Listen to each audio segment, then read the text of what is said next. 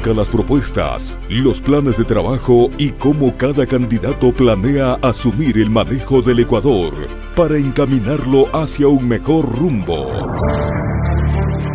Otro relato, un espacio que lo conecta con los actores políticos y los análisis más relevantes, ofreciendo herramientas para decidir su voto.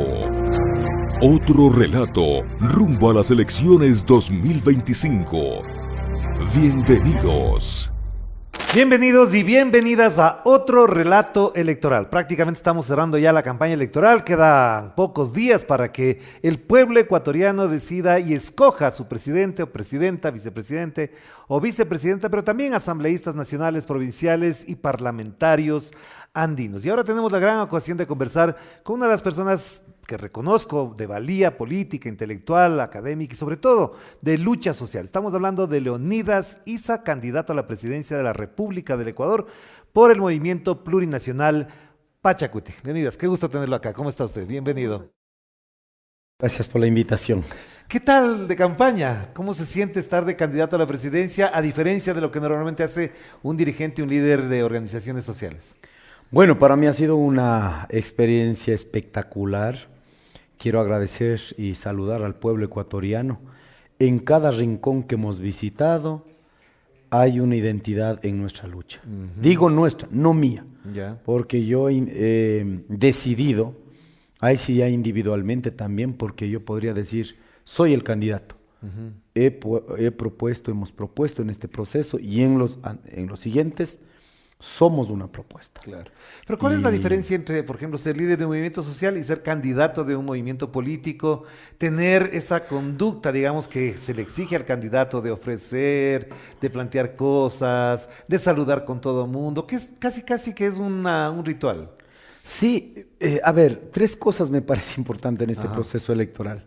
Primero, del ser luchador social, de venir de las calles, que eso sea confundido con el quehacer electoral, porque política es todo, democracia es todo, se ha sido medio complejo, ¿no?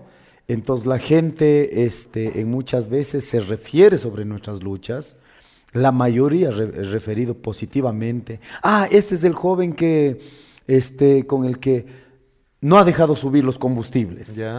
Por el que por lo menos hemos tenido esos 15 centavos. Claro. ¿Me entiende? Hay una referencia de esa lucha.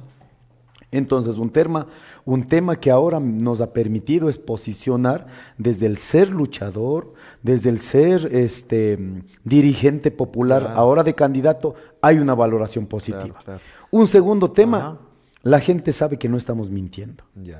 Entonces dice, ustedes, o también hay sectores, en algunos lados sí nos ha pasado también, pero la mayoría ve que no estamos mintiendo. Porque en algunos sectores, sobre todo clase acomodada, hablemos así, ya vinieron a mentir otra vez. Claro. Pero la gente de los sectores populares dice, no, a usted sí le creemos, porque usted ha estado en las calles.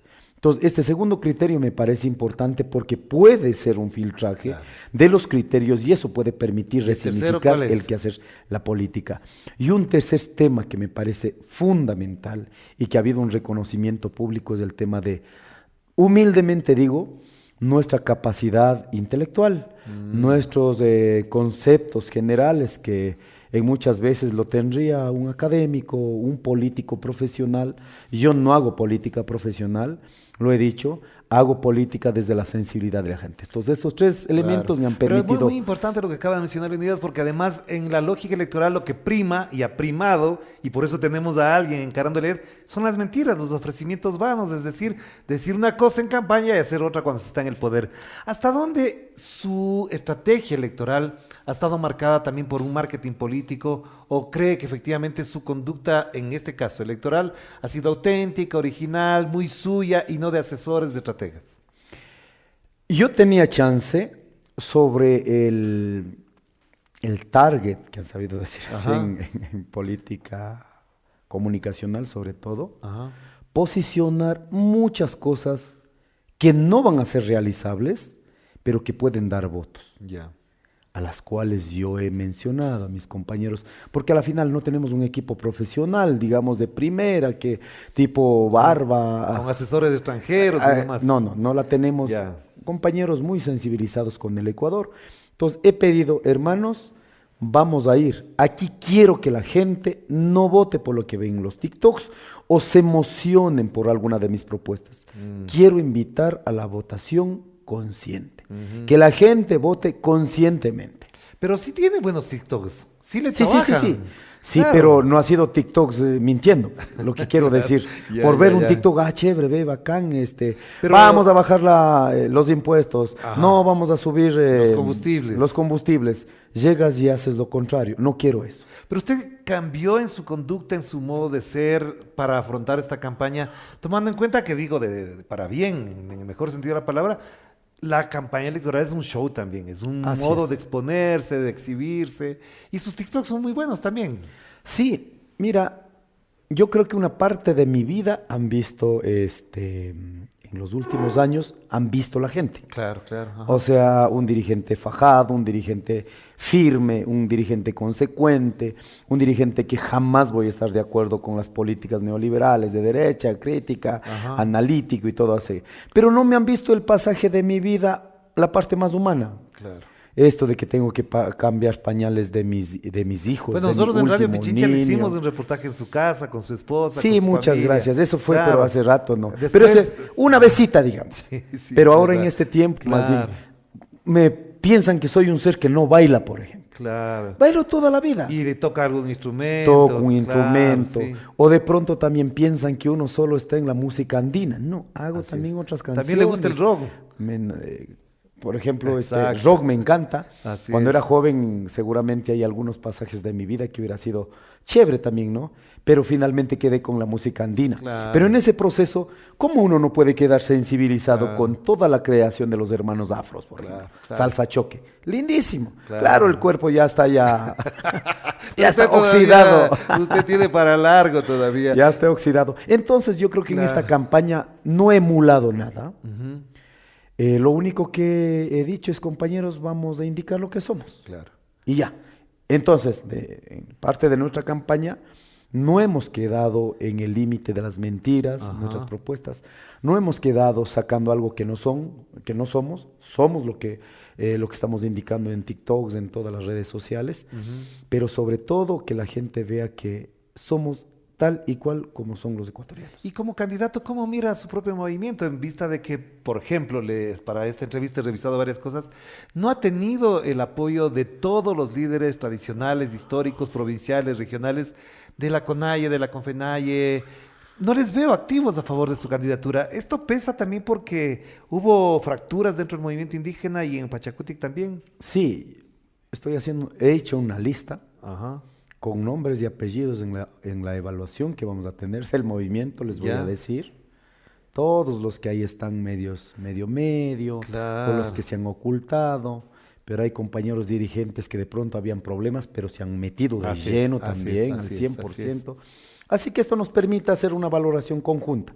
Creo firmemente que en los últimos 7 años del movimiento Pachacutic ha habido una separación, no podríamos decir una fractura, una separación desde la visión política, desde esta visión más liberal, ¿no? Los candidatos a nivel individual, las organizaciones solo queremos para votos. Yo en este proceso no he permitido aquello, sino las bases, porque debemos entender que los cambios no se van a dar únicamente por los procesos electorales, o por el político, o por el candidato inteligente, casi la lumbrera del Ecuador, no va a darse los cambios por ello. Porque vi incluso, y después si quiere en privado le menciono, pero hay alguno que otro dirigente que le veo coqueteando con Noboa, como tanteando en caso de que no gane Leonidas Issa, se vayan con Noboa. ¿Cómo mira ese comportamiento de ciertos dirigentes? Sí, también los que en este momento están en la idea que ya hay una tendencia polarizada, por lo tanto hay dos opciones y intentan acomodarse a alguna gente, claro. Pero la mayoría ha decidido sostener sobre el resultado que sea, ¿no? Y entendiendo que es parte de un proceso de consolidación, de un proceso de transformación, y en su debido momento los dirigentes tomarán su definición.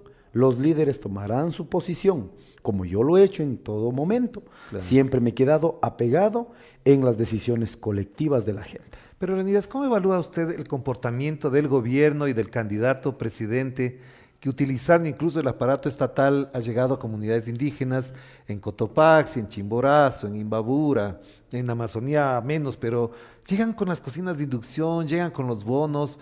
¿Cómo se comportan las comunidades si efectivamente responden a un conglomerado social que es la CONAIE o las organizaciones locales y territoriales? ¿Cómo entender que eso ocurra ahí y que no haya una respuesta del movimiento indígena en este caso? Si eso puede hacer en un año, ¿qué va a hacer en 4 años? Eso, seguir regalando. Claro. Eso deberían preguntar los ecuatorianos. Más allá de lo que están dando como gobierno, como presidente candidato, más allá de eso, que hayan logrado posicionar, ¿cierto? Que en política en este momento, porque tú eres el favorito, rompes la Constitución, rompes el Código de la Democracia, claro. Apruebas, desapruebas la ley, lo que interesa y lo que no me interesa, simplemente, ¿cómo se llama esta figura? Cuando desconocer. No, el presidente. Encargado con licencia. Bueno, ya, se me fue esta frase. Entonces, si eso se está permitiendo en un año, ¿qué va a ser en los 4 años? Pero además de eso, lo que está haciendo con la vicepresidenta de la República. Vicepresidenta de la República institucionalmente. Claro, elegida. Si eso pudo hacer con una vicepresidenta que él eligió, no elegimos nosotros para que sean su binomio, él eligió, y que haya violentado sus derechos, haya elevado los niveles de violencia política y que me da mucha pena, muchas mujeres que hubiéramos visto en otras ocasiones reaccionando, que ahora han quedado en silencio. Es verdad. Eso te dice un montón de cuestiones, ¿no? Y que en este momento utilice recursos de los ecuatorianos. Solo miremos 84,000 jóvenes a $400 por 3 meses de periodo electoral. Justo en el periodo electoral. Periodo electoral, no es que te estanque. No es, jóvenes, por Dios, dejemos de ser engañados. No es que te quieren dar un trabajo. Claro. Te están utilizando con plata de todos los ecuatorianos los 3 meses del periodo electoral. Claro. Que además de eso, no dijeron que las cocinas de inducción no servían ni toda la cuestión, no, como una cuota de comprar conciencias a nuestra querida gente, que estamos empobrecidos. Y todo lo que en este momento está utilizando la infraestructura del Estado, ¿no? Claro. Eso está haciendo el presidente, todo en nombre del odio. ¿Y cómo analizamos el comportamiento, por ejemplo, de la Corte Constitucional, que la semana pasada emite un comunicado para decir que están evaluando y están analizando lo que ellos ya han revisado con respecto a los decretos del 500, el más famoso, y hasta el 9 de febrero seguramente no sacarán ningún comunicado? ¿Qué explicación le damos al país de que ese comportamiento de la Corte Constitucional sea, para unos casos, ágil, expedito, y en otros, en cambio, espere todo el tiempo? La Corte Constitucional, el organismo que controla a todos, ¿no es cierto? Si estás o no estás violentando derechos, si estás o no estás rompiendo los derechos, todo aquello, hubiéramos esperado en este momento una respuesta ágil. Pero el problema es que como estamos en una coyuntura política, el que tiene el poder, en este caso el Ejecutivo, presiona en los 5 poderes del Estado. Y yo siento que se han limitado a aquello. Porque si no, también la Corte Constitucional, dependiendo de los jueces que han pasado, ¿no? Ha habido saltos cualitativos bien importantes en materia de derechos. Pero asimismo, como en este momento, por presión política, en lugar de salir y decir, señores, aquí no se permite la interpretación de la Constitución, un gobierno que va a ser candidato, listo, acójase lo que dice la Constitución y la ley, tiene, ¿cómo se llama? Licencia, un sueldo, dedíquese a la candidatura, respete el derecho de la vicepresidenta. No, en este país no hemos elegido al presidente para que elija a dedo a su vicepresidenta. La Constitución dice clarito, en ausencia temporal o definitiva del presidente, asume la vicepresidenta. Claro. Una resolución de esa categoría daría tranquilidad a los ecuatorianos. Pero además ese pronunciamiento daría lugar a una sanción política, y esa sanción política puede ser incluso que no ejerza los derechos políticos, y por lo tanto no podría ser ni presidente hasta mayo, ni tampoco, si supuestamente ganaría, ejercer el cargo después de mayo. Yo creo que después de este proceso, cualquiera que sea el resultado, peor si es que van a imponer, porque también están configurando un fraude. Sí, de eso vamos a hablar. Sí, están llenando en la cabeza, ¿cierto? Sí. Cualquiera que sea el resultado, nos deja un proceso rico. Les digo así, yo mismo voy a ser uno, seguramente muchos colectivos que vamos a entrar en procesos. Hay que demostrar al país y al mundo que fue un proceso manipulado. Yeah. Entonces, hay recursos legales, constitucionales, que en 7 años no van a desaparecer. Claro que sí. En consecuencia, vamos a pelear hasta el último para que en este país el violar la Constitución no sea porque yo tenga poder ni porque sea el monarca. No, señores, aquí, en la condición económica que tengas o el poder que tengas, hay que respetar todos. Para eso hay la Constitución, claro. Es el contrato social, pues, el contrato social entre todos los ciudadanos. Exacto. Nos comprometemos, fuimos a votar, un contrato entre todos para respetar la Constitución. Ajá. ¿En qué momento me está diciendo la Constitución que porque eres ejecutivo, porque tienes poder, entonces me da la tutela para yo romper la Constitución? Claro. Eso no me dice. Pero, Leonidas, a propósito de lo que usted menciona, se hizo público un video donde usted le increpa a la presidenta del Consejo Nacional Electoral, la señora Diana Tamaín, y al mismo tiempo queda flotando la duda de que no hay garantías. ¿Ustedes tienen confianza en el Consejo Nacional Electoral? ¿Tienen confianza en Diana Tamaín, que también vino de las filas de Pachacuti? Sí, en un debido momento yo he guardado silencio. En muchas veces, por ejemplo en el 2019, 2022, incluso hemos aportado, nos pareció muy importante, a las cuales acciones como estas hemos saludado. Reconocer no solo en la Constitución la democracia comunitaria, sino lograr también desarrollar en el Código de la Democracia el tema de la paridad de género, pasamos de 30% a 50%. Ajá. Son temas que nosotros aportamos, luchamos juntos. Es verdad. Ajá. Pero cuando la autoridad con capacidad autónoma de su institución que garantiza la Constitución es presionada políticamente, ahí se jodió. En este momento, lamentablemente, no hay ninguna garantía, no tenemos confianza a los vocales del Consejo Nacional Electoral que también hicieron la interpretación, ya deberíamos haber cambiado. Así es. En consecuencia, no tenemos garantía, por la cual, de la misma manera, hay recursos jurídicos en el Ecuador, a nivel nacional, a nivel internacional. Creo que después de este proceso va a dejar muchos procesos en los cuales van a tener que enfrentar. Pero Leonidas, le quería preguntar algo porque en la grabación que se difundió en redes de su pronunciamiento frente a la presidenta del Consejo Nacional Electoral, Diana Tamaín, no se le escucha muy bien a ella, se le escucha muy bien a usted. ¿Qué le respondió frente a lo que acabamos de mencionar y de que usted también le mencionó en esa conversación? A ver, primero viene a saludar como si nada. Yo ahí hubiera esperado a todos que están molestos y dicen públicamente no creemos en el Consejo Nacional Electoral. Ya. Ese rato eran de decir. Claro. Así como yo dije. Ajá. Yo creo que de los 16 candidatos yo no he guardado hipocresía frente a mi molestia pública. Yo hubiera escuchado a los candidatos que he visto en redes sociales que no estamos de acuerdo el Consejo Nacional, pero les vi fraternalmente saludando, abrazando, un besito, muchas gracias, la democracia. Fui el único candidato que se puso de pie y decir, señora Diana Tamaín, no estoy de acuerdo, no hay garantías democráticas, usted permitió interpretar la Constitución, usted permitió romper la Constitución, ustedes garantizaron en este caso, que el presidente sea candidato a la vez presidente. Están utilizando los recursos económicos de los ecuatorianos. En consecuencia, nosotros no tenemos confianza en lo que están haciendo. Les dije de frente, las cuales, lo que digo de frente, internamente. ¿Y ella qué le respondió? Claro, ella dijo, mire, eso no es así, que ha habido una mala información, cómo están viendo los ciudadanos, que eso depende de los jueces, el contencioso electoral tiene que decidir en derecho, pero digo, vea, si ustedes hacen el primer control, que no necesita sobre la decisión del juez, seguramente no va a pasar casos al contencioso electoral. Claro. Entonces, claro, se dio la vuelta en ese sentido, pero lo que estoy claro es que yo dejé mi molestia sentada, no, en un tema que era interno seguramente, y no sé ni siquiera quién grabó. Claro. ¿Y esto mismo les ha dicho a los observadores internacionales en las reuniones que han mantenido con ustedes o todavía no se han reunido?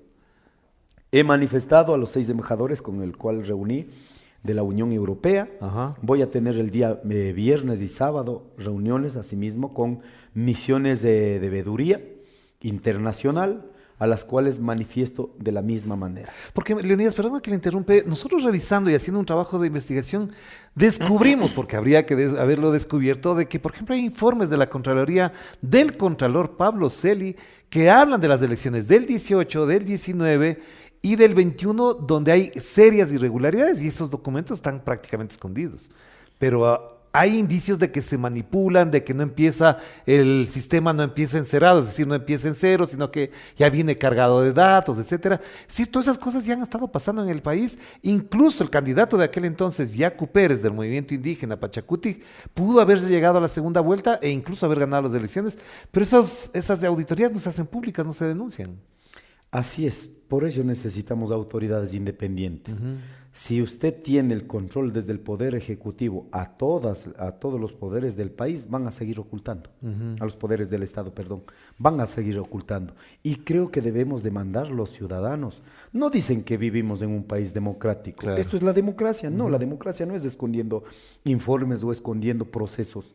La democracia es respetando que cada voto, en este caso, en todos los recintos del Ecuador, los miles de recintos en el Ecuador, valorados a nivel nacional, eso que sean públicos y sean respetados. Claro. Yo mismo tengo en este momento duda, ¿no? Porque yo creo que en esta coyuntura están buscando dos cosas la clase política, élite política, la burguesía, los grupos económicos oligárquicos. Dos cosas.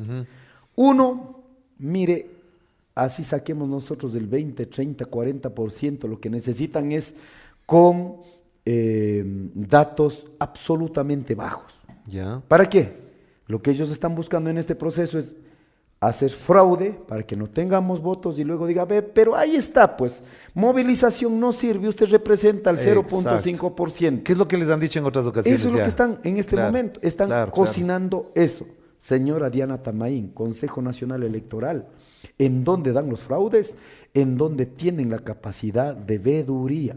O sea, en las juntas receptoras del voto, en el momento que están votando, en el momento que están contando. Escrutando. Si ahí tienes el 100% cubierto por la gente del gobierno, pagado para que puedan ser observadores, veedores, te aseguro que ahí van a ir manipulando la voluntad popular. Claro. Luego, lógicamente, vienen las juntas intermedias y todo aquello como ha sido conocido y lo que pasó con el doctor Yacu Pérez.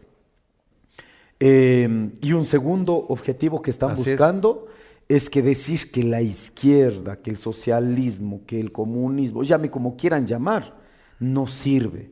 Es narcopolítica, es horroroso, y eso han logrado mimetizar en la población ecuatoriana. Es verdad, sí. Y haciendo que el modelo que en este momento está matando a la humanidad, hay una hiperconcentración de la riqueza en pocas manos, no pagan impuestos, han destrozado el Estado, como ellos mismos decían, los famosos estados obesos han reducido, no hay plata para educación, para salud, para infraestructura, condiciones mínimas, administración de las cárceles, y hacer creer eso que es un problema de los que pensamos diferente al capitalismo. Claro. Entonces, esos dos temas están buscando, lógicamente, para anclar en la política internacional, como estamos viendo Argentina, Milei, lo que estamos mirando en Europa, países que están avanzando. Claro, claro que sí. Ahora, lamentablemente, Norteamérica también.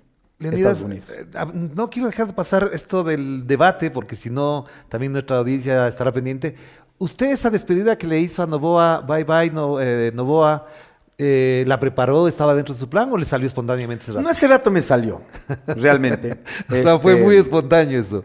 Sí, sí. Y pegó mucho. Y yo creo que sí pegó, sobre todo, mira, ¿qué pasó en el debate? Primero yo estaba muy nervioso, nunca me ha pasado, ni siquiera en la sesión del Pleno de las Naciones Unidas frente a 183 delegaciones de 183 países, no he tenido ese nervio, yo no entendía qué pasó.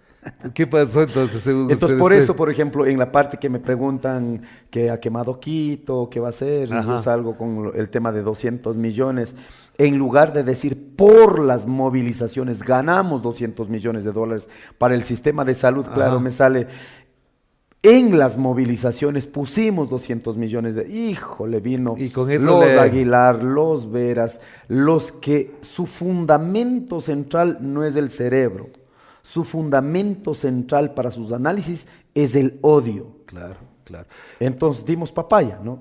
Pero al final salió bien con esa despedida. Finalmente, claro, en el momento que ya estábamos avanzando, por ello hago como mi vista hacia abajo. Ajá. Decía, ¿cuál criterio pongo aquí?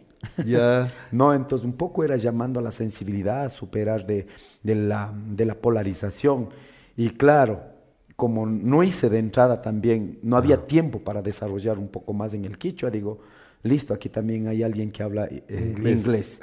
Y seguramente el inglés no como idioma, sino como su origen de pertenencia. Claro, porque Daniel Noboa nació en Estados Unidos. Ajá. Cuando yo escucho, salió urgentemente, se fue a la posesión, digo, entonces bye bye, ¿no? Hay que decir, porque él no está pensando como ecuatoriano. Claro.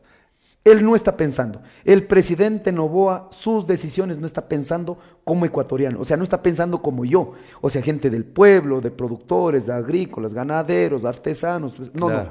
Él está pensando su corazoncito y su cabeza desde su origen. Su origen es Estados Unidos. Y su presidente en este caso sería Donald Trump. Así es. El que está mandando al Ecuador y a América Latina a los migrantes. Por ello yo no, en mi cabeza, en mi conciencia no cabe, pues un presidente de la República vaya a aplaudir en primera fila en un discurso donde dice no necesitamos latinoamericanos. Ay, yo no sé, pues en ese rato yo salgo, si ya me voy por equivocación, salgo en ese momento, no pasó aquello. Pero quien ha tenido una posición digna es Bukele, por ejemplo. Claro. No sé si por cálculo político o por dignidad, pero finalmente no se fue. Bukele, Petro, Lula, Claudia Sheinbaum, que ahorita posiciones dignas. Claro. Yo realmente ahí reconozco, miren, vamos a seguir teniendo una clase política latinoamericana que no van a creer en latinoamericanos, no van a creer en la unidad latinoamericana, van a seguir siendo siervos utilitarios de los imperios, de los países centrales. Yo digo, vea, ahora mismo cuando revisas a Elon Musk, ¿por qué su intención de seguir pensando en Marte, por ejemplo? Ajá. Yo creo que las clases hegemónicas en el mundo ya tienen un plan. Claro. En caso de que destruyan el mundo, ellos se salvan. No les importa lo que pase con con la tercera guerra mundial, no les importa. Ellos ya tienen asegurado su lugar. Lo que yo creo es que están poniendo bases fuera del espacio, fuera de la Tierra, digamos, ¿no es cierto? Como saben que la madre Tierra tiene capacidad de regeneración, listo, están haciendo lo suyo, están yendo, van a acabar con la humanidad sin pena ni gloria. Claro. ¿Y usted cree que van a ir llevando a un Milei? No. Perdónenme, pero vean, no lo van a llevar, son de cuarta, son siervos utilitarios, eso es lo que son. Pero lo que digo es... ¿O creen que van a llevar a uno? El diablo mal paga a sus lacayos, es una frase que leí estos días. Esto, por ejemplo, a Milei, a Noboa y otros más, no les hace muy bien porque además les va a imponer aranceles a las exportaciones, es decir, a todos aquellos que dijeron libre comercio, resulta que el señor Donald Trump les impone aranceles. ¿Dónde queda la libertad de mercado? Es una cosa de locos en este tiempo. Tenías Estados Unidos, no Ajá. Norteamérica, porque también hablaríamos de Canadá. Que Canadá y de México también, claro. México también, cierto. Tenemos Estados Unidos que se fundó sobre la libertad. Cierto, la estatua de la libertad, la insignia norteamericana, la libertad económica, la libertad cultural, la libertad de prensa, la libertad de expresión, tienes todo. Wow, es una referencia. Es un paradigma para eso. Y que ahora, en cambio, tengas un Estados Unidos sembrando en el imaginario de la humanidad un Estado esclavista. Uno entiende eso en términos de hegemonía global. Lo que estás diciendo al mundo es que, ¿saben qué? Ya no pudimos con aquello, entonces tenemos que hacer lo que sea para sobrevivir. Ajá. Eso están mandando el mensaje. ¿Cierto? 50 millones de seres humanos, no son delincuentes, por favor, no son delincuentes. 50 millones de seres humanos, 12 millones mexicanos, 1.400.000 ecuatorianos, y así vamos sumando, no solo de Latinoamérica, sino del mundo. 50 millones de seres humanos han levantado la economía de Estados Unidos. No es que solo los norteamericanos... Pero además no se olvide que 2 siglos hubo esclavismo. Así es. 2 siglos de esclavismo levantaron carreteras, vías férreas, edificios, e hicieron ciudades con esclavos, es decir, con mano de obra gratis. Por eso ahora, después de salir aquello, que incluso hasta ahora está el bono de la esclavitud, se llama las generaciones de hermanos afroamericanos, que he compartido con ellos, ¿no? Ajá. El famoso bono de esclavitud, así se llama, así se llama. Ajá. Y que ahora vuelvan a resignificar ese esclavismo es un mensaje brutal para la humanidad. Claro. Pero yo quiero reconocer aquí a las posiciones dignas de presidentes de las repúblicas de Latinoamérica. Si Latinoamérica no se une, estamos jodidos como región. Y si usted es presidente de la República y gana las elecciones, ¿retomaría la UNASUR, por ejemplo, en función de lo que estamos hablando?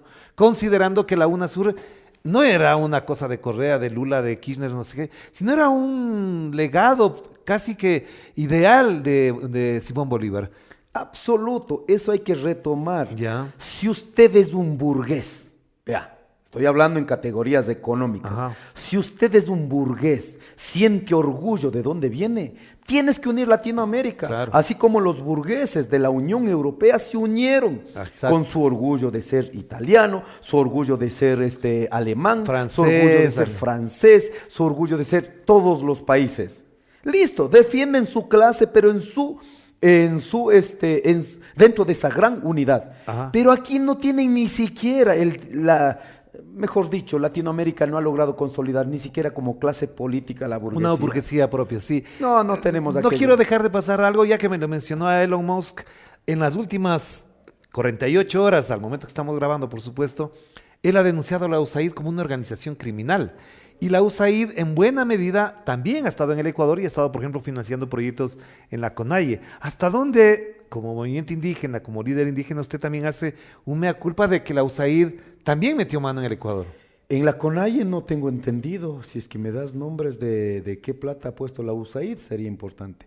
No sé si en organizaciones de base en la CONFENIAE, de pronto en algún proyecto, pero en la CONAIE... Como tal no hay. En la CONAIE nosotros hemos tenido absoluta seguridad de que ninguna plata de cooperación internacional llegue a favorecer líneas políticas ideológicas peor del fascismo mundial.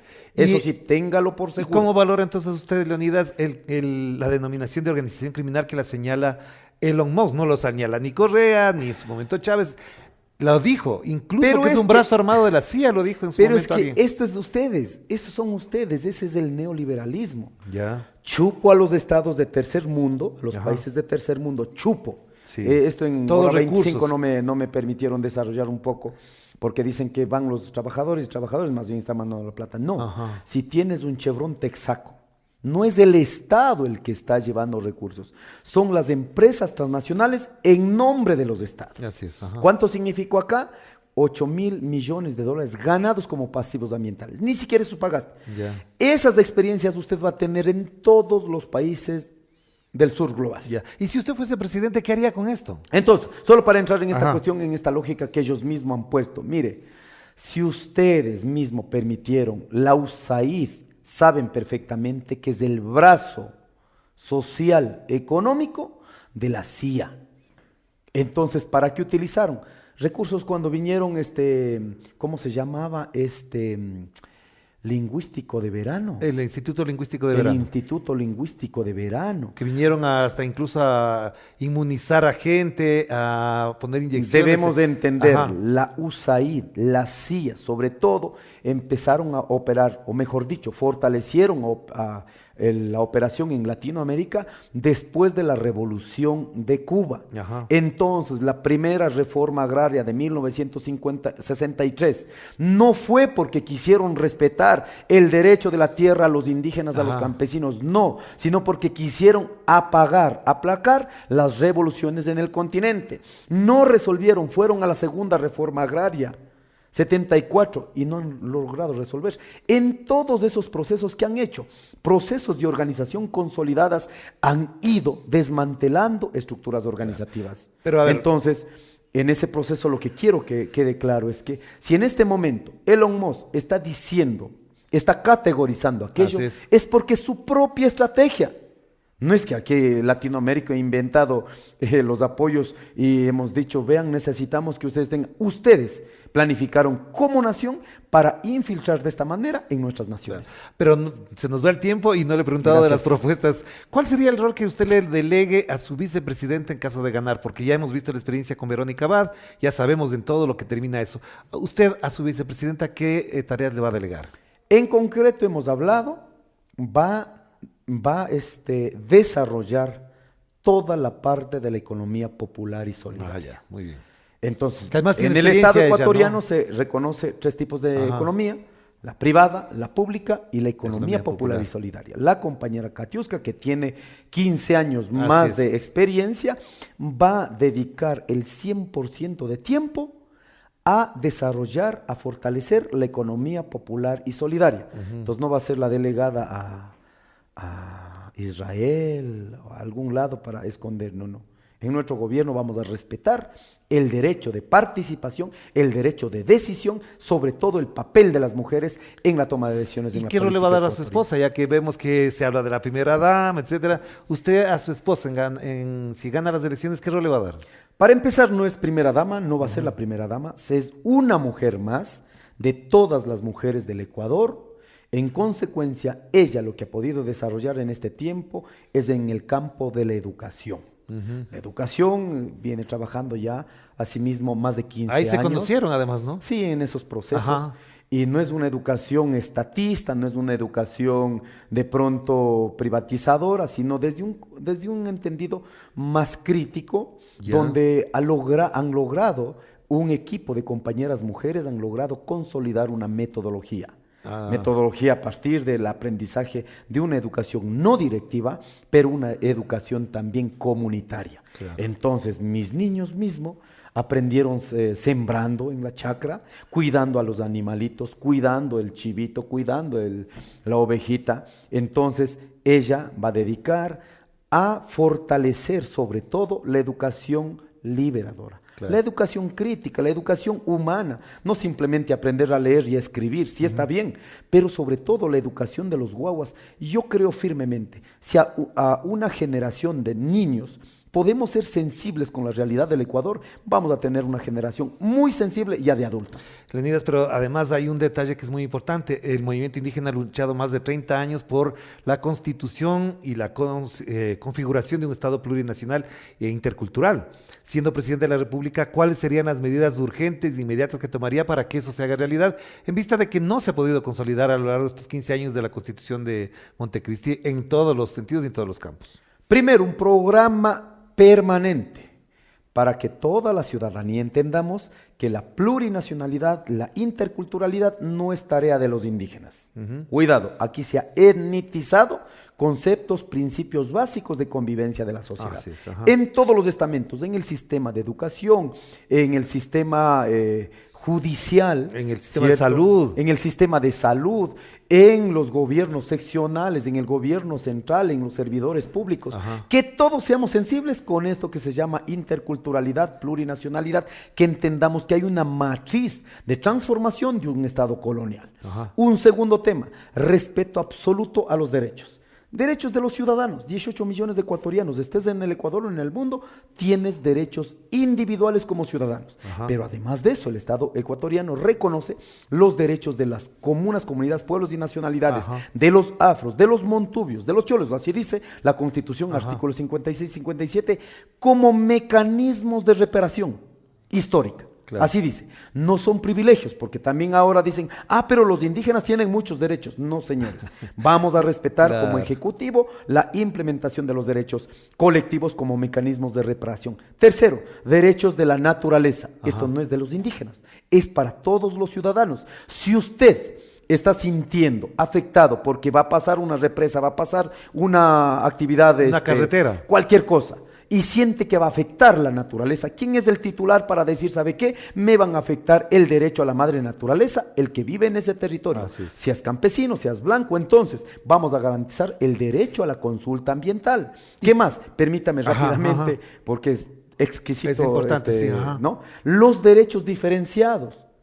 Para nuestros hermanos de la tercera edad, nuestros hermanos con capacidades especiales, las disidencias o la diversidad sexual, el Estado tiene que garantizar, proteger y respetar esos derechos. Claro. Pero Leonidas, en función de eso, si usted es presidente de la República, ¿qué hará con los tratados bilaterales que hay con los Estados Unidos para supuestamente combatir la inseguridad? ¿Qué implica, por ejemplo, que vengan los militares estadounidenses con todas las garantías, que hagan uso de las Islas Galápagos prácticamente como una base militar? ¿Qué haría usted respecto a eso? Dentro del eje grande de seguridad nosotros hemos planteado un eje de política internacional. Vamos a aprovechar esta relación que tenemos con Estados Unidos y con otros países en materia de seguridad, vamos a decir, construyamos una política internacional, porque si no, más o menos quieren venir a decir qué tenemos que hacer nosotros. Cuando ustedes tienen una tarea, Estados Unidos tiene 50 millones de seres humanos que son el mercado más grande de la droga. Entonces planifiquemos una política internacional, tenemos un acuerdo firmado, listo, no quedemos en actividades puntuales, sino diseñamos una política internacional, países de consumo, países de producción, países de tránsito como en el nuestro, entonces hagamos una política internacional para luchar, porque con una base de manta, ni siquiera lo que tenemos en Galápagos no va a servir, ni sirve, ni con una base de manta no vamos a resolver el problema. ¿Y qué hacemos entonces para ir cerrando ya, Leonidas, con los acuerdos con el Fondo Monetario Internacional? Que, por ejemplo, si usted es presidente de la República del Ecuador desde el 24 de mayo del 2025 hasta octubre, tendría que pagar entre 3.500 y 5.000 millones de dólares. Vamos a sentar bajo las recomendaciones de las Naciones Unidas. Lamentablemente, Estados Unidos está saliendo de todos los espacios de decisión global, la OMS. Esperemos que en las Naciones Unidas se pueda respetar ese espacio. Hay recomendaciones, vamos a sentar con el Fondo Monetario Internacional y vamos a decir, listo, le vamos a pagar, pero primero vamos a levantar nuestra economía, primero vamos a resolver el problema de salud, de educación. Me permite sobre las recomendaciones internacionales justificar y en las cuales pedir al Fondo Monetario Internacional vamos a pagar cuando hayamos aliviado el dolor de la gente. Claro, para cerrar entonces, en caso de que usted perdiera las elecciones y en la final, en segunda vuelta, estarían Luisa González y Daniel Noboa, ¿por quién el movimiento Pachacuti, el movimiento indígena, votaría? Luego de tener los resultados oficiales, téngalo por seguro, sentaremos y tomaremos una decisión. Antes de esa hora no voy a posicionar ningún criterio individual porque acabaría haciendo campaña por uno o por otro cuando estamos en campaña para nosotros. Pero hubo un acuerdo de la izquierda, ¿no? En la izquierda firmaron un acuerdo diciendo... No agresión, garantizar el programa de gobierno, hay que volver a discutirla y lógicamente ya en la segunda vuelta vamos a ver.